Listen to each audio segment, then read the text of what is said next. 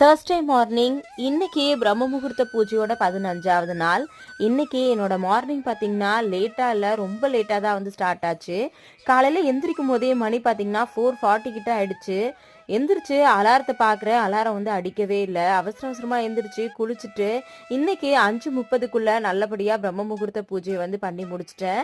ஆனால் நான் இன்னைக்கு பிரம்ம முகூர்த்த விளக்கேற்றி முடிக்கும் போது கரெக்டாக மணி பார்த்தீங்கன்னா 5:30 மணி. இது வரைக்கும் இவ்வளோ லேட்டாக நான் பிரம்ம முகூர்த்த பூஜை வந்து பண்ணதே இல்லை. நைட்டு தூங்குறதுக்குமே வந்து பார்த்தீங்கன்னா ரொம்ப லேட் ஆயிடுச்சு. எப்படி இருந்தாலும் காலையில் 4 மணிக்கெல்லாம் முழிப்பு வந்துடும். ஆனால் இன்னைக்கு என்னன்னு தெரியல, இன்னைக்கு ரொம்பவே வந்து டயர்டாக வந்து தூங்கிட்டேன். காலையில் 4:40க்கு கூட அலாரம் அடிக்கல, நானாக தான் எந்திரிச்சு வந்து பார்த்தேன்.